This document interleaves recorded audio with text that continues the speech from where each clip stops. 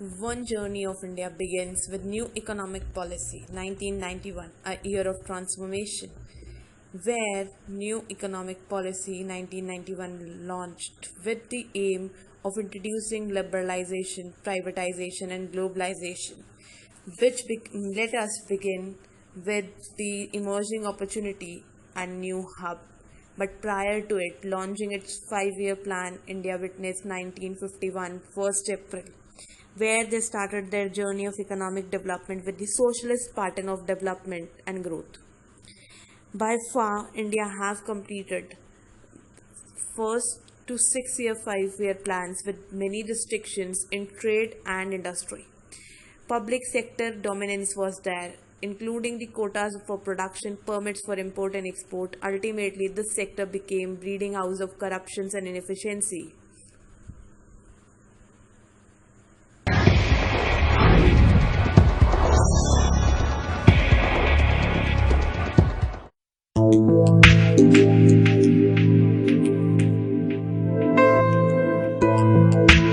आज के भारत को देखिए तो दिखाई देती है बाजारों की चमक दमक, सड़कों पर दौड़ती तरह तरह की गाड़ियां, बड़े बड़े मॉल और उनमें दुनिया भर के ब्रांड। एक जमाना था जब सड़कों पर दिखाई देती थी सिर्फ एम्बेसडर और fiat car.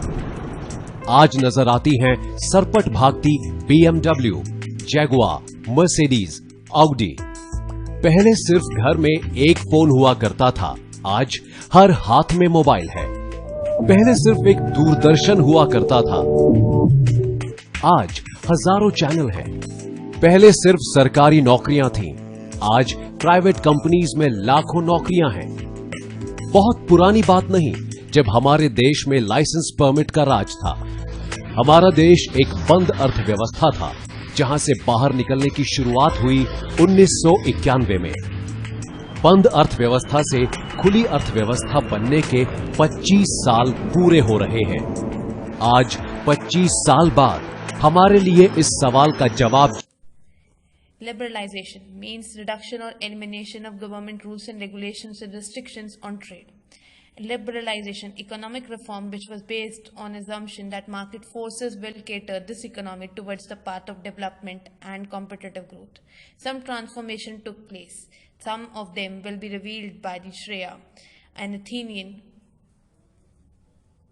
I'm Shreya Jain of Grade 11 Commerce, introducing you with Economic Policies 1991 Transformation.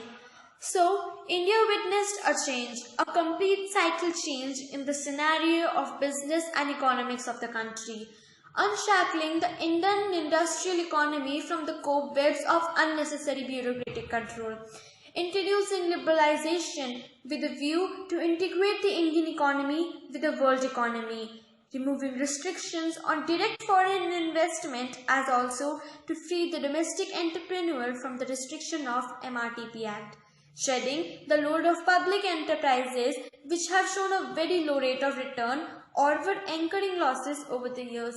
Liberalization of the economy means freedom of the economy from direct control of the government. It means removal of entry and growth restriction on private sector enterprise.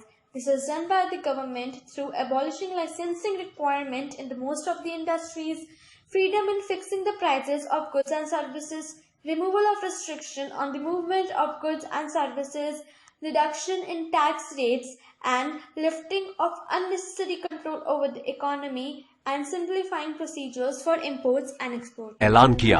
उससे पहले 2 बार dollar के मुकाबले रुपए की कीमत घटाई जा चुकी थी। तब डॉलर की कीमत सरकार तय करती थी। अब IMF के दबाव में सरकार ने रुपए की कीमत कम कर दी थी। कौन सी कंपनी अपनी फैक्ट्री में कितना उत्पादन करेगी, किस दाम पर उसे बेचेगी, ये सारी बातें इससे पहले तक सरकार तय करती थी। विदेशी कंपनियां अपना पैसा ना के बराबर लगा सकती थीं। सरकार ने ये सारी पाबंदियां हटा ली।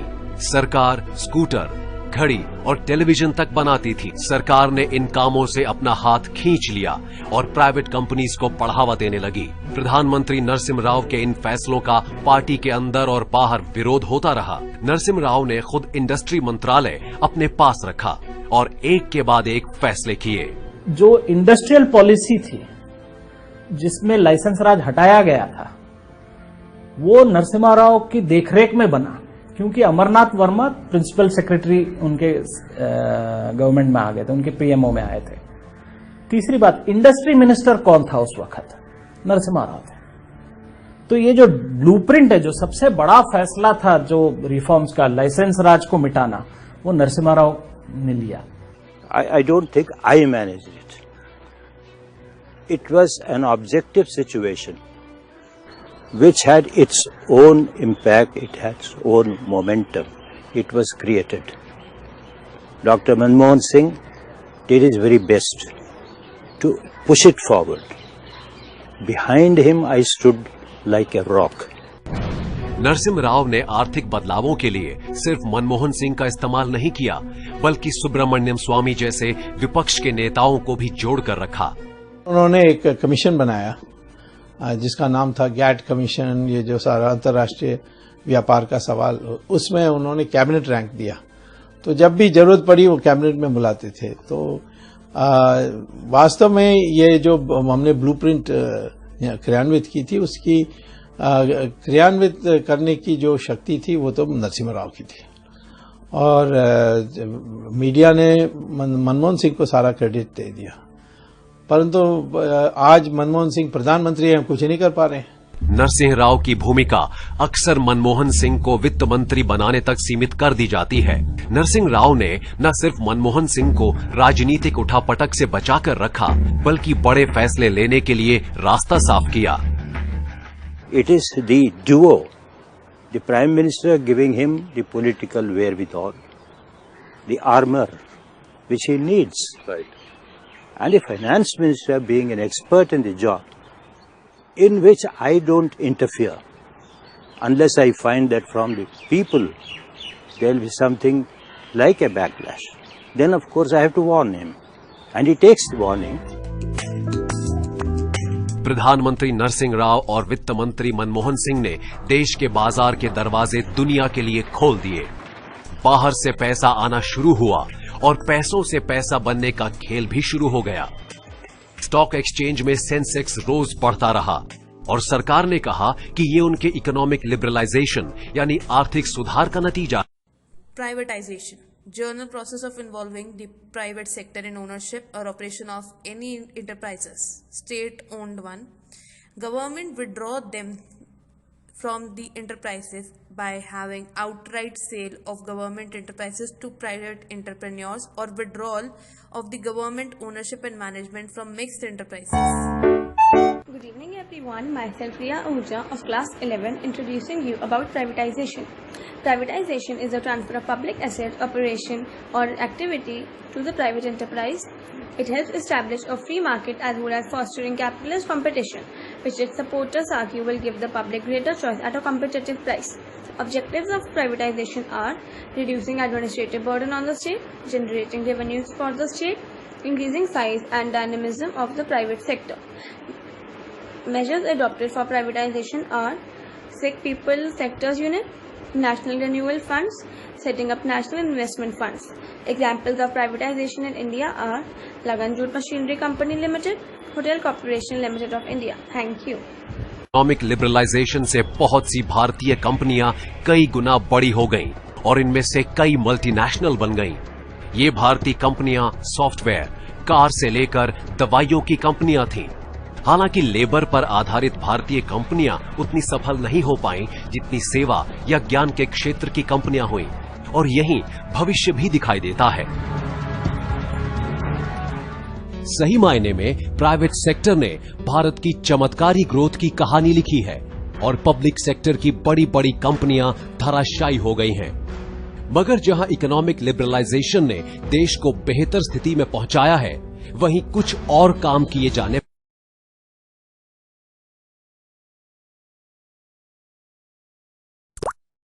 Hello everyone, I am Raghav Takkar of class 11th. Globalization. Introduction. Globalization is the process of interlinking the national economy with the world economy.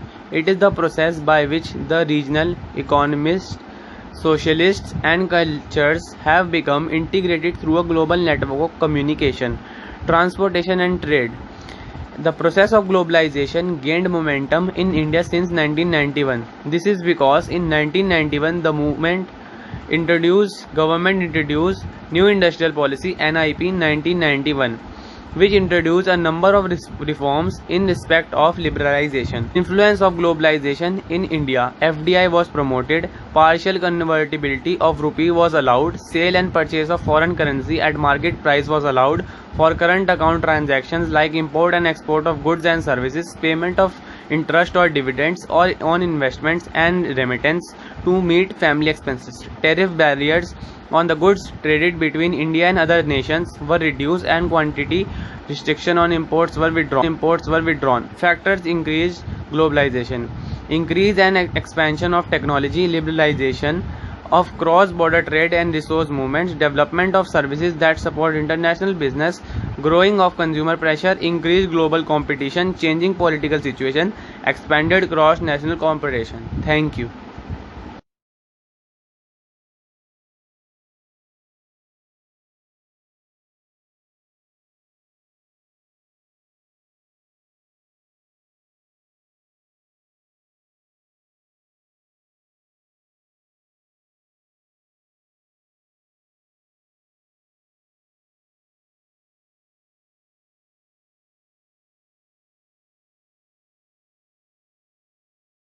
ऐलान किया, उससे पहले 2 बार डॉलर के मुकाबले रुपए की कीमत घटाई जा चुकी थी।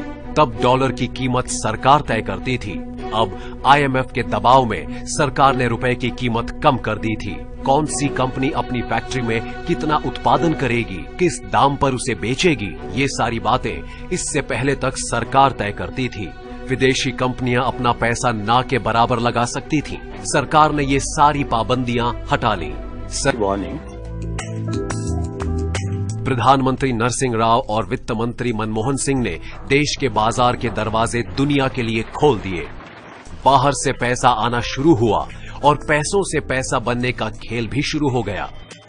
स्टॉक एक्सचेंज में सेंसेक्स रोज बढ़ता रहा और सरकार ने कहा कि ये उनके इकोनॉमिक लिबरलाइजेशन यानी आर्थिक सुधार का नतीजा है।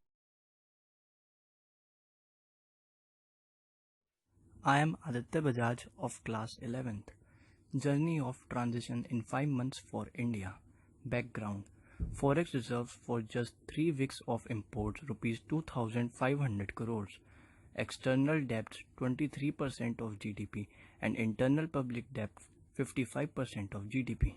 Collapse brink for Indian economy. 1991 landmark year of change.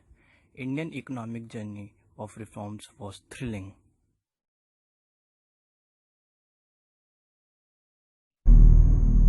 जनवरी 1991 नई दिल्ली।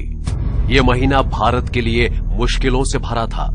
देश की आर्थिक हालत बिगड़ी हुई थी, इस हद तक कि कर्जदारों को लौटाने के लिए डॉलर ना के बराबर थे। अगर जल्द ही कुछ नहीं किया जाता तो जल्द ही भारत की गिनती उन देशों में होती जो कर्ज लेकर लौटाने में सक्षम नहीं थे। यही नहीं, देश तब भी तेल के लिए आयात पर ही निर्भर था और तब तेल आयात करने के लिए सिर्फ 7 दिन का पैसा बचा था, यानी हफ्ते भर बाद भारत कच्चा तेल नहीं खरीद सकता था। अगर ऐसा होता तो कुछ ही दिनों में पेट्रोल और डीजल मिलना बंद हो जाते, घरों में गैस सिलेंडर की सप्लाई रुक जाती। ये आम लोगों के लिए एक बड़ा संकट हो सकता था। भारत के लिए ये सबसे मुश्किल दौर था। इस हाल में दिल्ली के वित्त मंत्रालय में एक अहम मुलाकात हुई। मुलाकात करने वाले थे रिजर्व बैंक ऑफ इंडिया के गवर्नर एस वेंकट रमणन और डॉक्टर मनमोहन सिंह। डॉक्टर मनमोहन सिंह तब प्रधानमंत्री चंद्रशेखर के आर्थिक सलाहकार हुआ करते थे। RBI, the apex bank of this country, Central Bank of India. So when Indian economy is in crisis, so how can we miss central bank role? And it's none other than central bank governor, who was 18th governor of RBI, have taken the charge. And now Ojasvi and Priyanshi will reveal all. I, Ojasvi Gaba of grade 11, would like to speak some lines on Shri Venkata Ramanan. Shri Venkata Ramanan was the 18th governor of Reserve Bank of India. He served for the period of 2 years from 1990 to 1992. Earlier, he served as the Finance Secretary in the Ministry of Finance from 1985 to 1989. Venkata Ramanan is seen by many as the brilliant crisis manager of the balance of payment crisis in the late 1980s and early 1990s.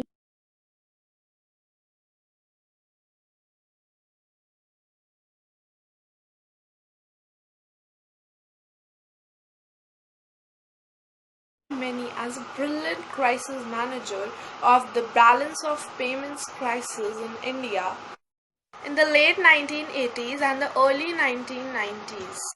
Timely and decisive actions laid the groundwork for India salvaging the crisis at a time when India's foreign exchange reserves had almost depleted. After introducing you with 18th Governor of RBI, it's time to reveal March 1991, where Gulf War taken place, IMF meeting going on, and all of a sudden Rajiv Gandhi withdrawn support from Chandrasekhar government. Rhoda of grade 11, introducing you with the events which occurred in 1991 as part of the economic policy.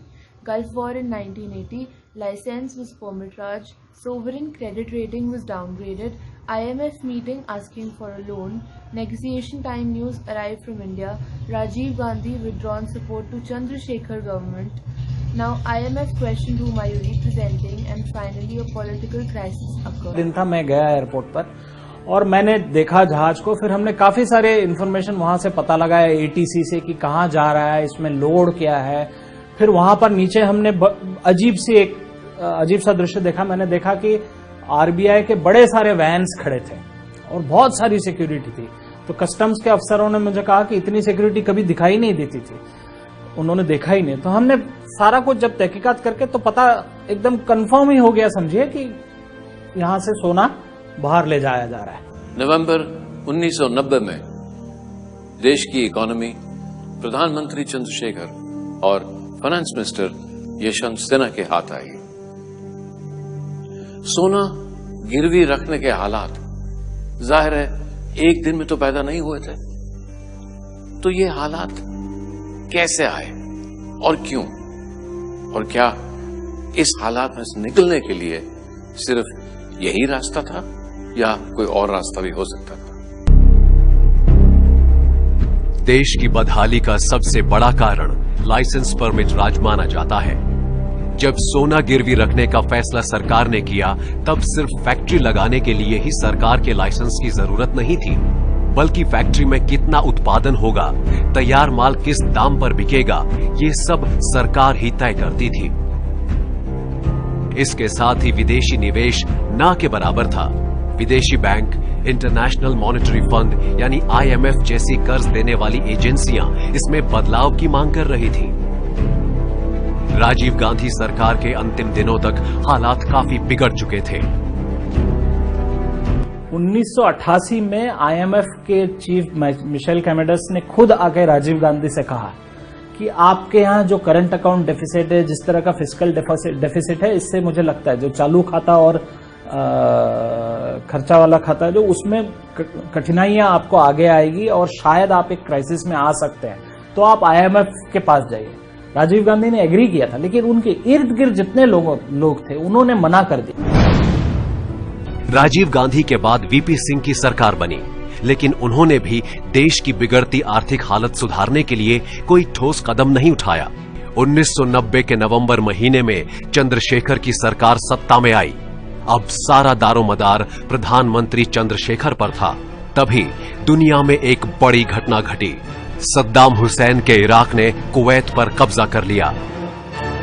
America Iraq पर हमले की तैयारी कर रहा था। भारत के लिए इससे बड़ी मुश्किल हो गई। तेल के दाम आसमान छूने लगे। पहले महीने में भारत को 500 करोड़ से ज्यादा खर्च करना पड़ता था, लेकिन अब उसे 1200 करोड़ रुपए से ज्यादा खर्च करना पड़ रहा था।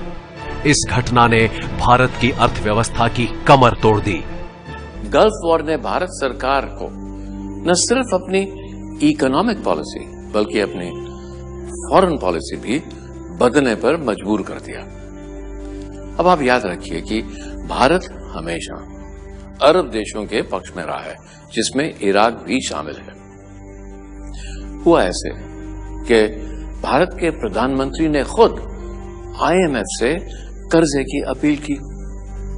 अब अमेरिका की इजाजत के बगैर भारत को IMF से कर्जा नहीं मिल सकता, क्योंकि IMF में अमेरिका के 80% से ज्यादा वोट हैं। अब भारत को कर्जा देने के लिए अमेरिका ने भारत सरकार पे बहुत बड़ी शर्त रखी कि अमेरिका के फाइटर जहाज, फाइटर जेट्स जो इराक पर सख्त हमला कर रहे थे उस वक्त, उनको भारत की भूमि पर लैंड होने की, तेल लेने की, रिफ्यूल करने की इजाजत दी जाए।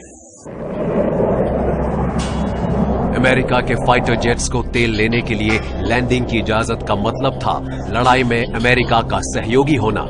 क्या भारत इसके लिए तैयार था? अमेरिका से बातचीत का जिम्मा सुब्रमण्यम स्वामी के पास था। उस समय अमेरिकन एम्बेसडर मुझे मिलने के लिए आए थे और उन्होंने कहा कि गल्फ वॉर होने वाली है और हमारी जहाज़ों को फिलीपीन से सऊदी अरेबिया तक पहुंचाना है इराक से लड़ने के लिए, तो रास्ते में हमें कहीं रुकना पड़ेगा, तो आप क्या ऐसा हमें अनुमति देंगे? तो उन्होंने ये पूछा हमें, हम क्या दे सकते हैं, हम जो खर्चा है उतरने का, तेल का, उसका 3 गुना 4 गुना ज़्यादा देंगे। मैंने कहा नहीं, उससे हमारे काम नहीं बनती, हमारी पॉलिसी बदलनी है। तो फिर हमें निश्चित तौर पर IMF से $2 बिलियन बिना शर्त मिलनी चाहिए। 9 जनवरी को भारत सरकार ने अमेरिकी लड़ाकू जहाजों को मुंबई में तेल भरने की इजाजत दे दी। 17 जनवरी 1991 को अमेरिका ने इराक पर बमबारी शुरू की। प्रधानमंत्री चंद्रशेखर ने अमेरिकी कार्रवाई को सही ठहराया और अगले ही दिन IMF ने $1 अरब 3 करोड़ जारी कर दिए। लेकिन IMF के इस कर्ज के बावजूद भारत की स्थिति डामाडोल ही रही और आखिरकार भारत को सोना गिरवी रखने का फैसला करना पड़ा। लेकिन इसके लिए कैबिनेट की मंजूरी नहीं ली गई। ये तो एक कैबिनेट की फैसला नहीं थी और ना एक जो सीनियर मिनिस्टर्स थे उनमें के बीच में प्रधानमंत्री ने पूछकर की थी। I don't want to disown what I have done. The whole thing, I did not take any loan during my regime. Loans were taken by others. These were market borrowings. In market borrowings, if anybody demands, you will have to pay back within 24 hours. If you don't pay, the country is discredited. You are in default. You are in default. At that time, this suggestion came to me that we should mortgage the gold for mere 300 or 400, I don't remember, very paltry amount. I told the officers that you should try to get this money from the Indian people itself. But you know, at that time, my hands were tied.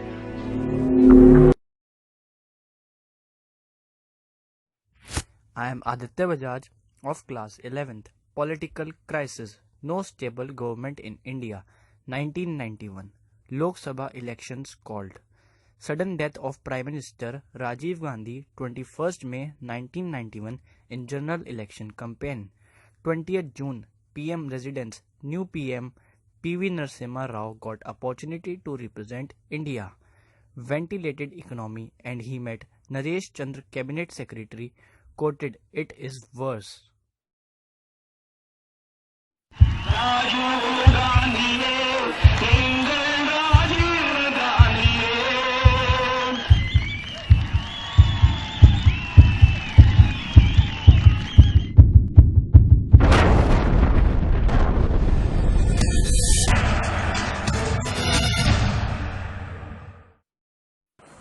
Indian economy on ventilator, and all of a sudden former Prime Minister Rajiv Gandhi died during the election campaign and war यानी खाड़ी युद्ध ने तेल के आयात पर आधारित हमारी अर्थव्यवस्था की कमर तोड़ दी थी और अब नरसिंह राव के सामने हालात सुधारने की बड़ी चुनौती सामने थी। 25 साल पहले यही वो वक्त था जब इकोनॉमिक लिबरलाइजेशन की शुरुआत हुई। 25 साल पहले 1991 में नरसिंह राव की सरकार सत्ता में आई। देश की अर्थव्यवस्था बदहाल थी। इसी खराब अर्थव्यवस्था में से निकलने वाले थे आर्थिक सुधार। वो सुधार जो देश को आर्थिक खुलेपन के एक नए रास्ते पर ले जाने वाले थे। आखिर कौन निभाने वाला था इस इकोनॉमिक लिबरलाइजेशन में सबसे अहम रोल? 21 जून को नरसिम्हा राव की सरकार शपथ लेने के लिए तैयार थी। नरसिम्हा राव के लिए इस वक्त सबसे बड़ा सवाल था कि अगला फाइनेंस मिनिस्टर किसे बनाया जाए। नरसिम्हा राव की इस काम में मदद कर रहे थे doctor PC Alexander. Narasimha Rao और पीसी अलेक्जेंडर ने सबसे पहले आरबीआई के पूर्व गवर्नर और बड़े इकोनॉमिस्ट आईजी पटेल को फाइनेंस मिनिस्टर बनाने का ऑफर दिया, लेकिन आईजी पटेल ने ऑफर ठुकरा दिया।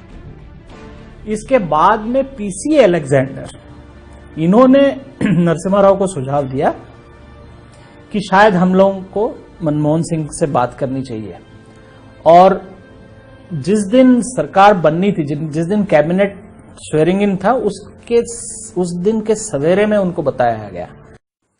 Transforming India. The journey in 1991, the month of June witnessed one transformation. Dr. Manmohan Singh became the first identified mark of this reform as a finance minister under PV Narasimha Rao government. On 25th June, he held a first press conference and introduced the step of economic policy, the better to save the Indian rupee and firefighting mode. Two-time devaluation of Indian currency have did. 1st July 9% and 3rd July 11% under PV Narasimha Rao government as a finance minister. सबसे अहम role.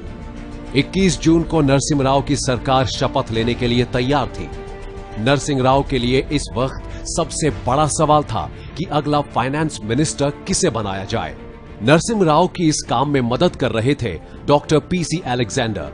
Narasimha Rao और PC Alexander ने सबसे पहले RBI के पूर्व governor और बड़े इकोनॉमिस्ट आईजी पटेल को फाइनेंस मिनिस्टर बनाने का ऑफर दिया, लेकिन आईजी पटेल ने ऑफर ठुकरा दिया। इसके बाद में पीसी अलेक्जेंडर, इन्होंने नरसिम्हा राव को सुझाव दिया कि शायद हम लोगों को मनमोहन सिंह से बात करनी चाहिए, और जिस दिन सरकार बननी थी, जिस दिन कैबिनेट स्वेरिंग इन था, उस दिन के सवेरे में उनको बताया गया कि आप वित्त मंत्री, आपको कैबिनेट में ज्वाइन होना है। पीसी अलेक्जेंडर ने 19 तारीख को मनमोहन सिंह से उनकी रजामंदी ली थी, लेकिन 2 दिन तक उनके पास कोई फोन नहीं आया। Manmohan Singh university grant commission के चेयरमैन बन गए थे।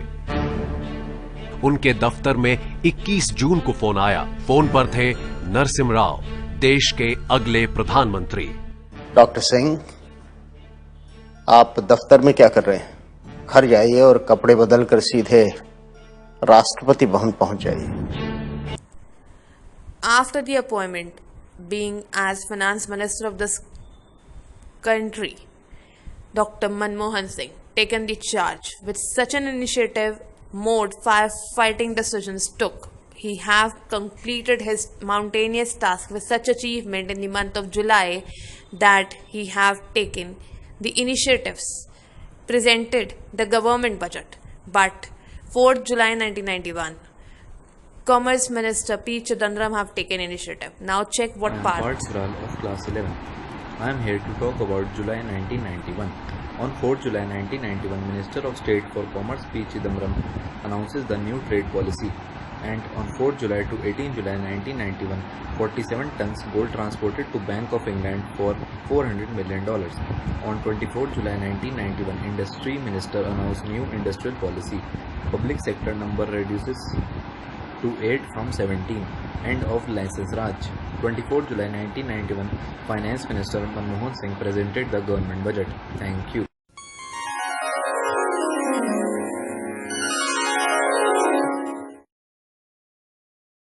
The additional revenue from the proposal is expected to be of the order of rupees 60 crores.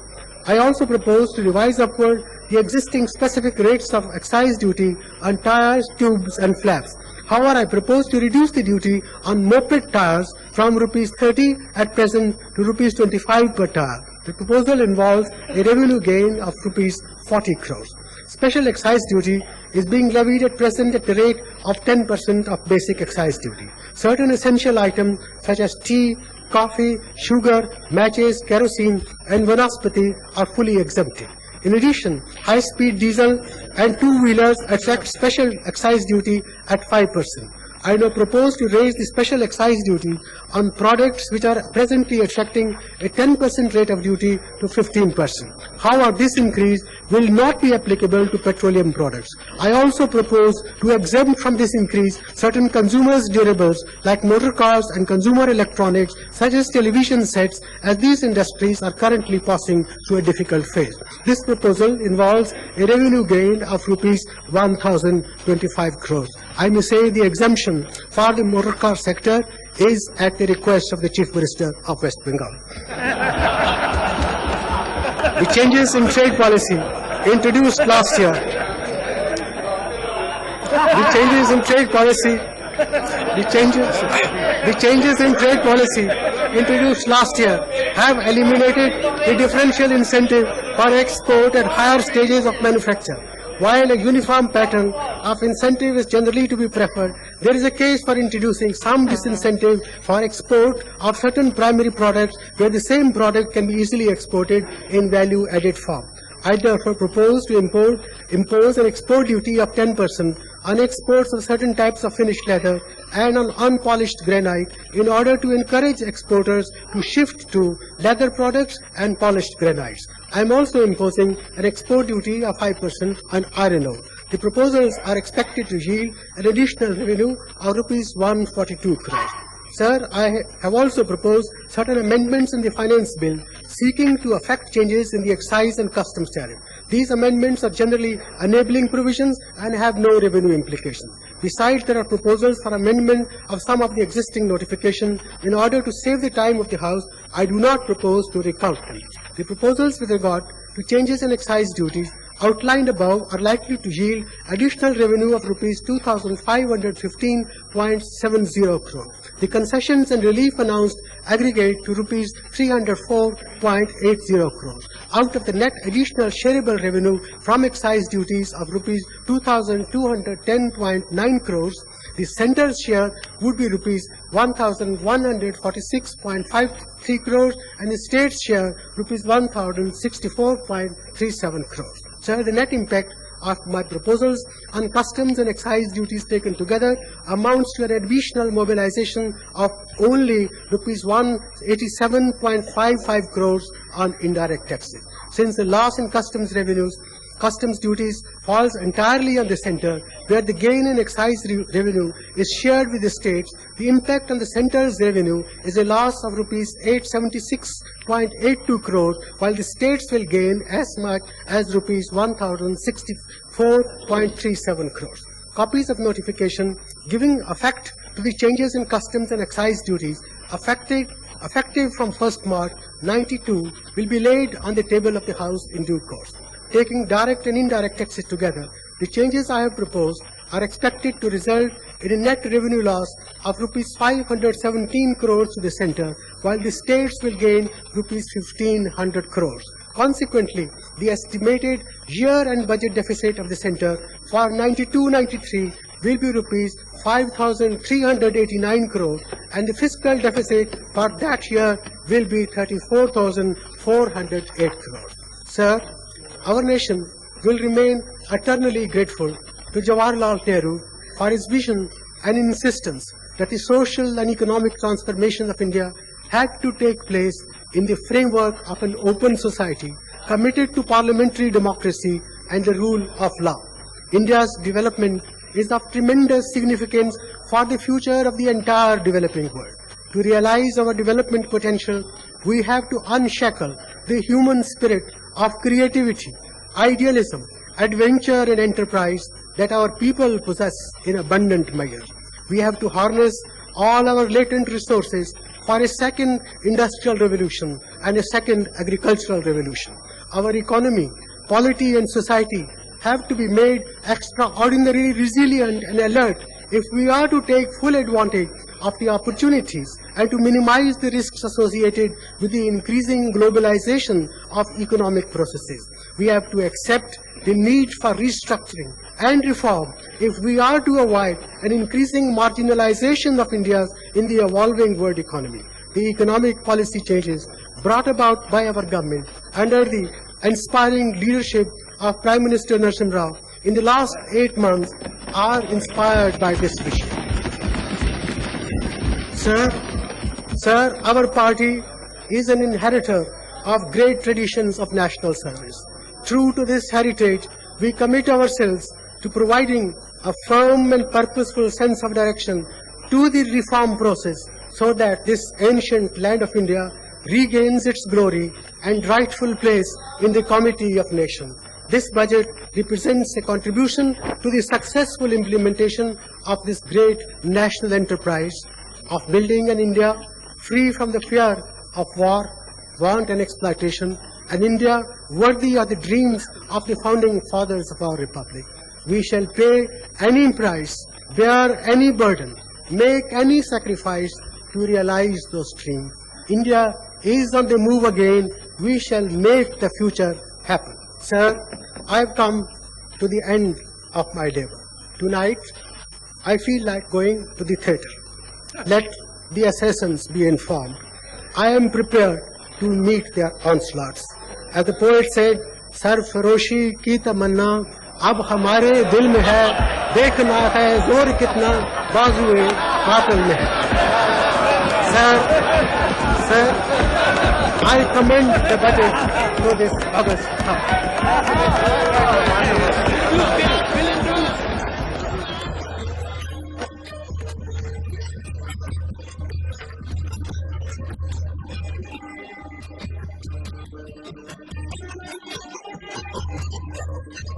Then Finance Minister ended his budget speech of 91-92 with a quote from French novelist Victor Hugo.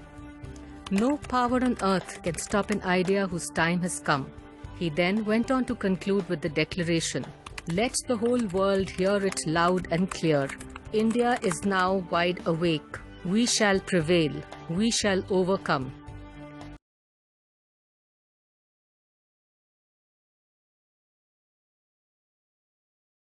New economic policy. Year 1991.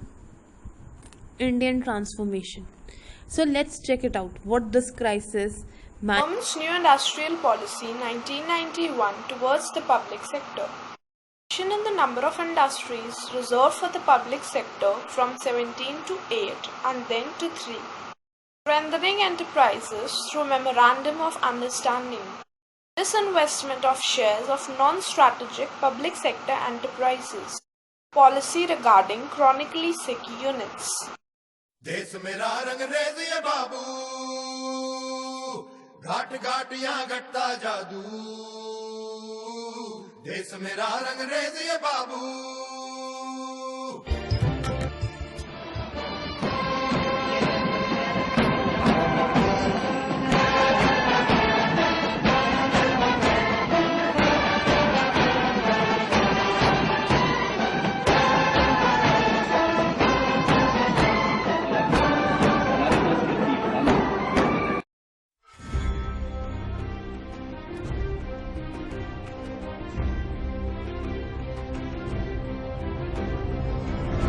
Because of this protected market, the Indian people were being given shoddy goods and services at very high prices.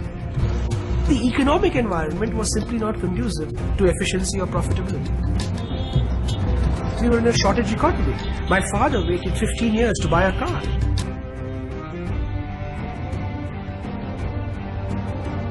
$12 to $24 months and about 50 visits to Delhi to get a license to import a computer worth $1,500.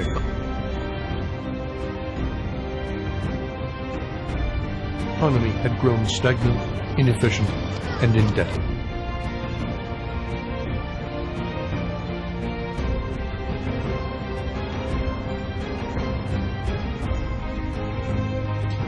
Every license, every permit was procured by corrupt means. A bribe. Well, bribe is the simpler word, I suppose.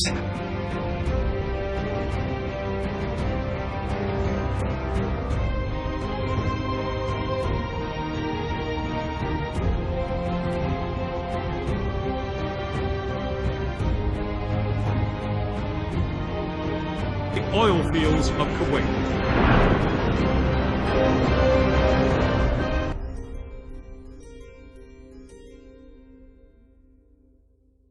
We were borrowing heavily. We had to mortgage our gold deposits.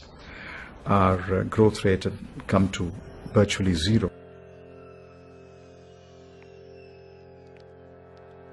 माना कि तेरी जीत के काबिल नहीं हूँ मैं, तू मेरा शौक तो देख, मेरा इंतजार तो देख। Our foreign exchange reserves when I took over were no more than $1 billion. That is roughly equal to 2 weeks imports.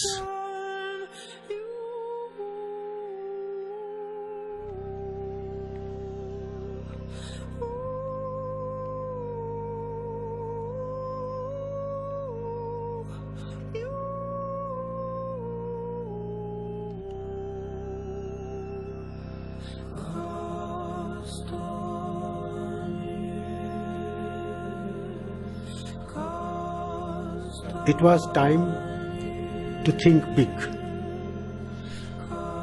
Liberalization, privatization, globalization policies are only way out to economic growth and development.